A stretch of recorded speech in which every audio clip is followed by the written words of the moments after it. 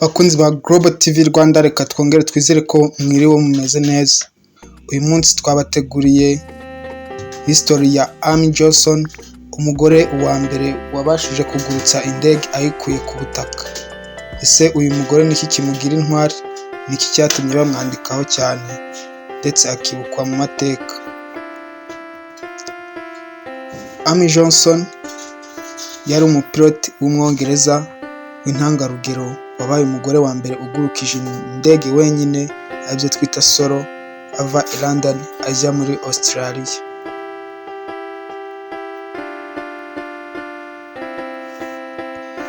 Amateka avuga ko ntiyigeze aguruka wenyine, yari kumwe n'umugabo we Jim Morrison. Yashyize amateka menshi y'ingendo ndende zo mu kirere mu myaka ya 1930. Mu mwaka wa 1933, imico ya Katharine Hepburn muri filime Christopher Strong yahumetswe n'ubuzima bwa Johnson. Yagurutse muri Second World War, ubwo ni intambara ya kabiri y'isi, ari umwe mu bagize Air Transport Auxiliary. Indege yakoze impanuka igwa muri Thames Estuary, yapfuye amaze kwitandukanya n'indege bailing out. Kubera ko umurambo we utigeze uboneka, icyateye urupfu rwe nyirizina kurohama, gukonja bikabije, hypothermia, cyangwa gukururwa n'amapropela y'ubwato bwa gisirikare. Ntikiramenyekana n'ubu, icyamwishe kikaba kitaramenyekana neza, kandi byakomeje kugibwaho impaka kuva mu 1999, ubwo hagiye hagarukwaho ko yaba yararashwe n'ingabo z'abo bari kumwe muri ubwo bwato. Ubuzima bwe bwo mu bwana rero akaba ari umugore wavutse mu mwaka wa 1903 i Kingston upon Hull, East Riding of Yorkshire. Amy Johnson yari umukobwa wa Amy Hodge, umwuzukuru wa William Hodge yabaye meya wa Hull, na John William Johnson waturukaga mu muryango w'abacuruzi b'amafi bakoraga mu kigo Andrew Johnson Knudsen and Company. Yari imfura mu bakobwa batatu, akurikirwa na Irene wari umuto kuri we umwaka umwe. Johnson yari muri Cleveland Municipal Secondary School, nyuma Kingston High School, ndetse no muri University of Sheffield, aho yahawe impamyabumenyi ya Bachelor of Arts mu by'ubukungu, aribyo twita Economics. Nyuma yaje gukorera i London ari umunyamabanga wa avoka witwaga William Charles Croker. Yamenye kuguruka indege abigize umwuga wo kwishimisha, abona aviators certificate ifite numero 8662. Kuwa 28 January 1929, na Pilots A license numero 1979 kuwa 6 July 1929, byose abiboneye muri London Aeroplane Club, ayobowe na Captain Valentine Becker. Mu 1929 yabaye umugore wa mbere w'umwongereza ubonye Ground Engineers iri mu rwego rwa C license. Johnson yari inshuti kandi bafatanyaga na Fred Slingby washize ikigo Slingby's Aviator i Kirkby Moorside, North Yorkshire, cyaje kumenyekana cyane mu gukora grinders mu Bwongereza.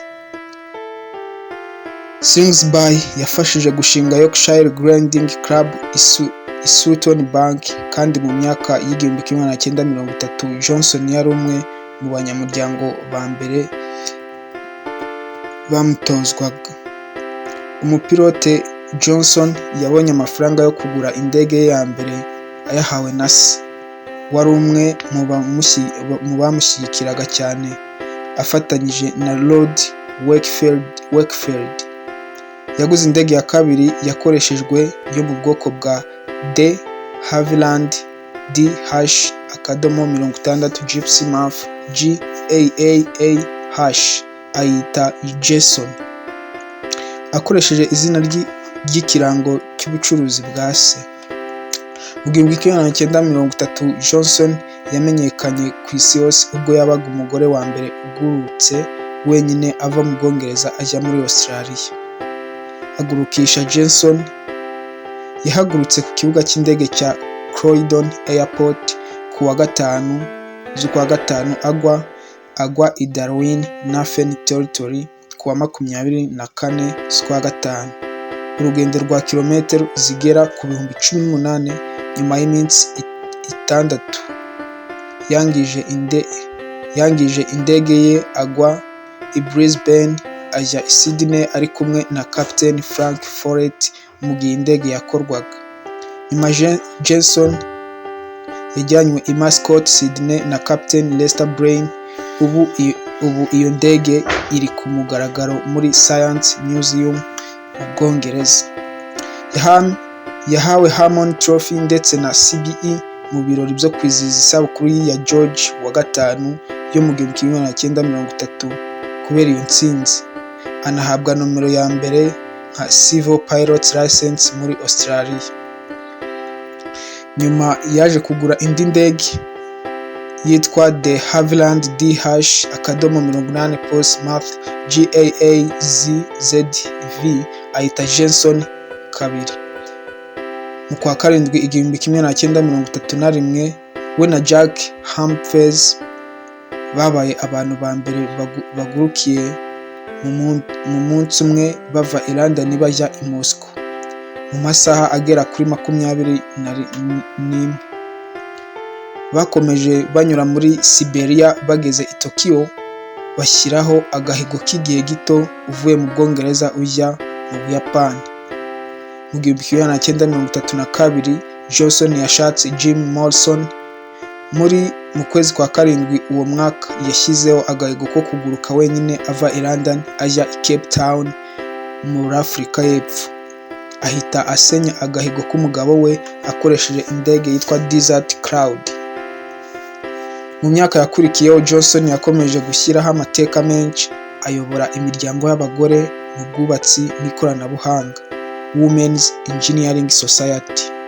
Ahabwa imidari itandukanye, anagira uruhare mu bikorwa by'indege kugeza igihe intambara ya kabiri y'isi yatangiriye. Ku rupfu rwe rero icyo ugomba kumenya ni uko ku tariki ya mbere z'ukwa mbere 1941 mu ibaruwa ya nyuma yandikiye inshuti ye Caroline Haslett, Johnson yagize ati I hope the gods will watch over you this year and I wish you the best of luck. Always fulfill things not yet taxed. Ibi bikaba bishatse kuvuga mu Kinyarwanda ati ndizera ko Imana izakurinda uyu mwaka kandi mwifurije amahirwe n'imigisha.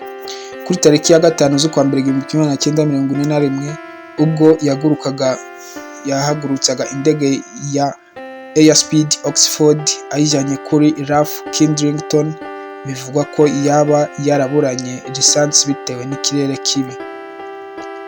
Nyuma y'amasaha 5 ubwato bwa gisirikare bwabonye umuntu uri munsi ya parachute mu mazi ya Thames Estuary asaba ubufasha. Ikirere cyari kibi cyane, imbeho ikabije, amazi ari menshi. RTSMDL Walter Fletcher yagerageje kumutabara ariko ntibyakunda. Nyuma yaje gupfa azize imbeho ikabije. Ibikoresho bya Johnson cyangwa se igitabo cy'indege, logbook na checkbook byaje kuboneka hafi y'aho impanuka yabereye. Habaye igikorwa cyo kumwibuka ku wa 14 z'ukwa mbere 1941. RT Commander Walter Fletcher yahawe Albert Medal nyuma y'urupfu rwe mu kwezi kwa gatanu 1941. Ikindi kintu cyabaye kuri uyu munsi, iyi tariki ya 5 z'ukwezi kwa mbere mu mateka, habayeho the Battle of Nantes, bivuga ngo urugamba rw'umujyi wa Nantes. Yari intambara ya nyuma kandi ikomeye muri Bulgaria mu ntambara za Bulgaria yabaye kuwa gatanu ukwezi kwa mbere 1477 hanze y'inkuta z'umujyi wa Nantes muri Lorraine. Yari ihanganyemo na Charles de Bod, Duke of Burgundy, arwana na René wa kabiri, Duke of Lorraine, afatanyije na Swiss Confederacy. Ingabo za René nizo zatsinze intambara, maze umurambo wa Charles wabonetse hashize iminsi 2 wangiritse bikomeye cyane. N'amavuko y'iyi Battle of Nantes, Charles yari amaze igihe agose umujyi wa Nantes, umurwa mukuru wa Lorraine, kuva kuwa 22 z'ukwezi kwa 10 1476, nyuma y'uko uwo mujyi wongeye kwigarurirwa n'ingabo za René wa kabiri mu ntangiriro z'uwo mwaka. Nubwo hari imbeho ikabije, Charles yari yiyemeje gusoza vuba iyo siege, kuko yari azi neza ko René yari ari hafi kuhagera azanye ingabo zimutabara igihe ikirere kizaba cyiza. Umubare nyirizina w'ingabo za Burgundy nturamenyekana neza, ariko abari babireba icyo gihe bavugaga ko zari hagati y'ibihumbi 2 n'ibihumbi 8.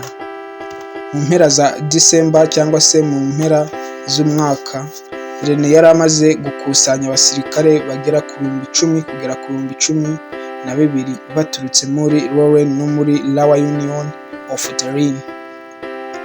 Yiyongeraho ingabo z'Abasuwisi zigera ku 8,000 kugera ku 10,000. René yatangiye kugana Nantes mu ntangiriro z'ukwezi kwa mbere 1977, ahagera mu gitondo cyo kuwa gatanu Mutarama, ubwo ni ukwezi kwa mbere. Akimenya ko ingabo za René ziri hafi, Charles yashyize ingabo ze nyinshi mu mwanya wo kwirwanaho mu majyepfo ya Nantes, ku musozi wuzuye amashyamba uri inyuma y'akagezi, ahantu hari hato cyane ku buryo Ubusuwisi bagombaga kuhanyura. Abasirikare b'amaguru ba Burgundy n'abarwanyi bamanutse ku mafarashi bashyizwe mu ishusho ya kare nini cyane. Imbere yabo hashyirwa imbunda zo ku rugamba zigera kuri 30 hejuru y'uwo musozi.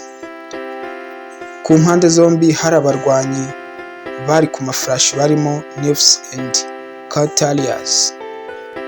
Abashinzwe gutata b'ingabo zishyize hamwe ariyo Allied Scouts bahise bamenya ko gutera Burgundian imbere byari kuba ibyago bikomeye cyane. Ingabo nyinshi zari iza Swiss, zigizwe n'abasirikare b'amaguru 7,000 n'abari ku mafarashi 2,000 zahawe itegeko ryo gutera zinyuze ku ruhande rw'iburyo. Igitero gikomeye cyari giteganyijwe guturuka mo hagati, kigizwe n'abasirikare b'amaguru 8,000 n'abari ku mafarashi 1,300.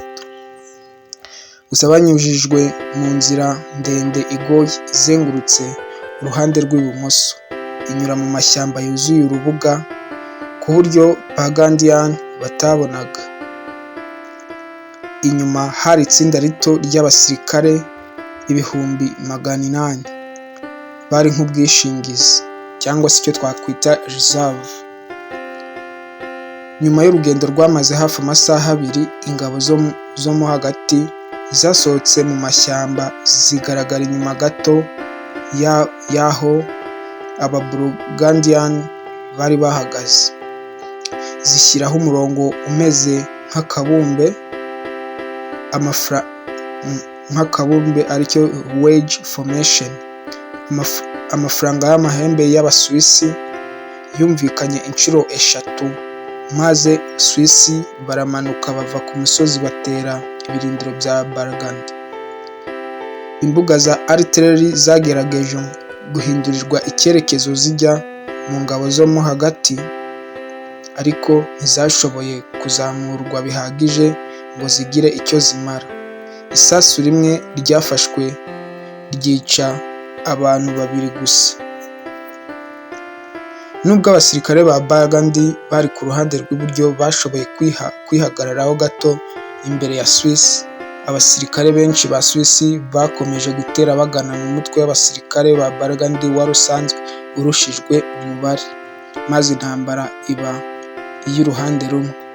Ingabo z'imbere nka Vanguard zasunitse inyuma uruhande rw'ibumoso rwa Burgundy zituma artillery ihunga. Charles yagerageje guhagarika uko izo ngabo zo mo hagati zagendaga zisatira, yimura abasirikare bava ku ruhande rwe rw'ibumoso, ariko umubare w'abamurwanya wari munini cyane, bituma ingabo za Burgundy zitangira gusenyuka no guhunga. Bivugwa ko muri iyo ntambara Charles yavuze ati, "I struggle against a spider who is everywhere at once," agaragaza ko Swiss infantry bari henshi icyarimwe. Charles n'abari kumwe nawe bagerageje kongera gukusanya ingabo za Burgundy, ariko ntibyabashobokera.